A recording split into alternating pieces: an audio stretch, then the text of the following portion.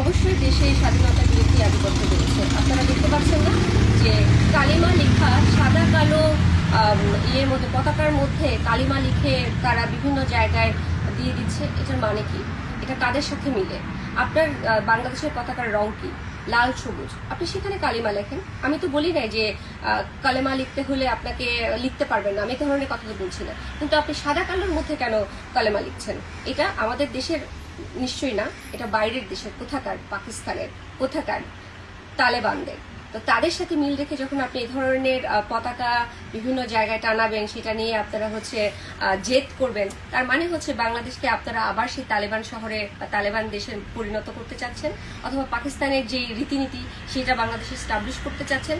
এবং আপনারা দৃশ্যপটে বলছেন, জনসম্মুখে স্বীকার করছেন যে 71-এ আপনারা যা করেছেন ভুল করেন নাই। আপনারা বলছেন যে আমরা চেয়েছিলাম বাংলাদেশ, আপনারা চেয়েছিলেন পাকিস্তান। এখানে কোনো অপরাধ হতে পারে না।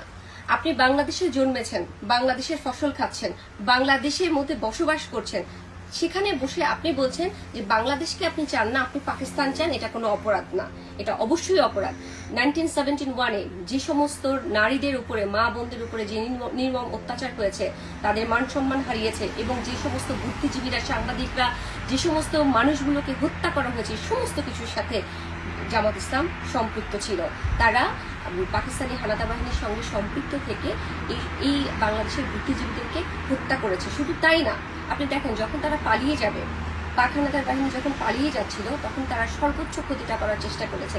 তারা বাংলাদেশের সমস্ত বড় বড় যে স্থাপনাগুলো ছিল, মেইন যে পয়েন্টগুলো ছিল, সেই সমস্ত জিনিসগুলো তারা জ্বালিয়ে পুড়িয়ে দিয়েছে, মানুষের ঘরবাড়ি জ্বালিয়ে দিয়েছে। বুদ্ধিজীবীদেরকে শেষ পর্যন্ত তারা, আপনি জানেন যে বদ্ধভূমিতে সবগুলা বুদ্ধিজীবীদেরকে মেরে ফেলা হয়েছে, যাতে আমাদের দেশে আর কখনো কোনো বুদ্ধিজীবী কেউ যেন ভয়েস রেজ করতে না পারে, আমাদের দেশে যেন আর কখনো কোনো মেধাবী মানুষ দেশের উৎপত্তি না হয়। এই সমস্ত মানুষগুলোর সাথে, হত্যাকাণ্ডের সাথে জামাত ইসলাম সম্পৃক্ত ছিল।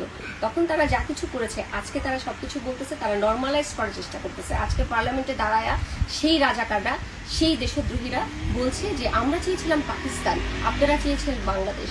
এর মধ্যে কোনো অসুবিধা তো দেখছি না, অপরাধ দেখছি না। এটা তাদের স্বাধীনতার মধ্যে পড়ে। তো আমি অবশ্যই বলবো যে 2026 সালে এসে আমরা সেই একই জিনিস দেখতেছি, যেটা কখনোই আশা করি না, যে রাজাকার এবং জামাত ইসলামের মতো একটা দেশদ্রোহী তারা পার্লামেন্টে যাবে। পার্লামেন্টে তাদেরকে দেখতে হচ্ছে, পার্লামেন্টকে তারা আমি বলবো যে অপবিত্র করলো।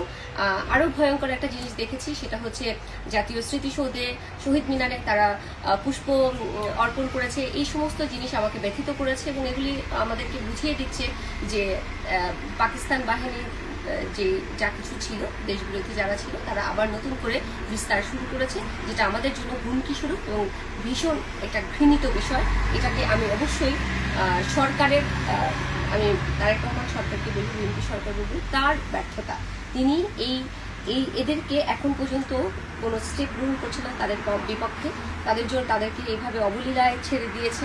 তাদের মধ্যে আমার মনে হয় তাদের মধ্যে একটা বন্ধুত্বপূর্ণ, আলাদা একটা সিক্রেট কোনো বন্ধুত্বপূর্ণ সম্পর্ক আছে, যে সম্পর্কটা সম্পর্কে আমরা সাধারণ জনগণ অবগত নেই। তাই আমি বলবো যে হ্যাঁ, আমি দেখতে পাচ্ছি 71-এ সেই দেশবিরোধী দলগুলো বাংলাদেশে নতুন করে আধিপত্য লাভ করছে।